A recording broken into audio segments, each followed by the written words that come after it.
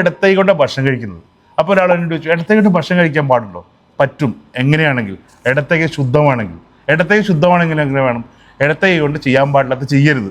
അത് നടക്കുന്ന ഏക രാജ്യങ്ങൾ ഈ യൂറോപ്യൻ രാജ്യങ്ങൾ, ചൈനയും തായ്ലൻഡൊക്കെയാണ്. ചൈന വന്നിട്ട് ഞാൻ പെട്ടുപോയി എന്താണെന്നറിയാം.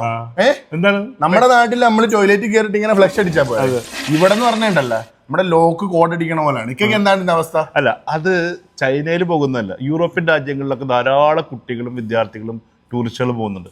അവർക്കുള്ളൊരു മെസ്സേജാണ് മച്ചാനോട് ഞാൻ പറയാൻ പോകുന്നത്.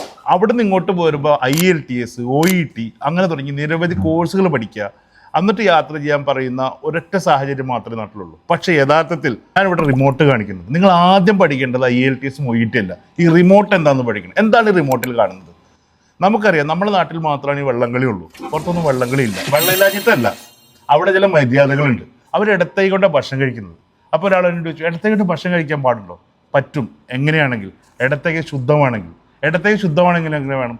ഇടത്തൈ കൊണ്ട് ചെയ്യാൻ പാടില്ലാത്ത ചെയ്യരുത്. അത് നടക്കുന്ന ഏക രാജ്യങ്ങൾ ഈ യൂറോപ്യൻ രാജ്യങ്ങൾ, ചൈനയും തായ്ലൻഡൊക്കെയാണ്. അവിടെ ഇടത്തൈയായിട്ട് നമ്മുടെ നാട്ടിലുമായിട്ട് പരിപാടിയൊന്നുമില്ല. അവിടെ നേരെ ചൊവ്വ ഈ കാണുന്ന റിമോട്ടിൽ എല്ലാ ഐക്കൺസും കൊടുത്തിട്ടുണ്ടെന്നേ. ഈ ഐക്കൺ ഉപയോഗിക്കാൻ പഠിപ്പിക്കലാണ് നാട്ടിൽ നിന്നുള്ള കൺസൾട്ടൻസിമാർ പ്രധാനമായിട്ട് ചെയ്യേണ്ടത്. ഈ കുറെ നമ്മുടെ നാട്ടിൽ കുറെ കൺസൾട്ടൻസികളൊക്കെ ഉണ്ടല്ലോ, ഞങ്ങൾ 1000 പേരെ കയറ്റി വിട്ടു, 2000 അവരുടെയൊക്കെ അവസ്ഥയാണ്. അവര് കരഞ്ഞ് കണ്ണ് കലകിയിട്ടുണ്ടാവും. ഞാൻ ഫ്ലൈറ്റിൽ എമിറേറ്റ്സിൽ പലപ്പോഴും കണ്ടിട്ടുണ്ട്. ദേഷ്യവും ദുഃഖവും. അപ്പൊ മക്കൾ ആരോടാ ദേഷ്യം? ആ ഏജൻസിയോടാണ്. ഒരു വാക്ക് വേണ്ടിയിരുന്നെങ്കിൽ ഈ ഒരു സംവിധാനത്തെക്കുറിച്ച്, ഈ പേപ്പർലെസ്സിനെ കുറിച്ച്, അല്ലെങ്കിൽ ഈ പേപ്പറാണിത്, ഈ പേപ്പർ ഒന്ന് പഠിപ്പിച്ചിരുന്നെങ്കിൽ എന്ന് പറഞ്ഞ് കരഞ്ഞ ആളുകളെ ഞാൻ കണ്ടിട്ടുണ്ട്. ഫ്ലൈറ്റിലാവട്ടെ, നാട്ടിലിറങ്ങിയിട്ടാവട്ടെ. അപ്പൊ ദയവ് ചെയ്ത് കൺസൾട്ടൻസിമാരാണ് എനിക്ക് പറയാനുള്ളത്, നാട്ടിൽ നിന്ന് വിടുന്നവരോട്. ഈ കാണുന്ന റിമോട്ട് എന്താണ്?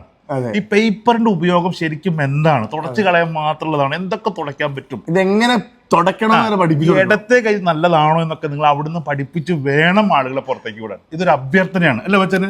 അപേക്ഷ.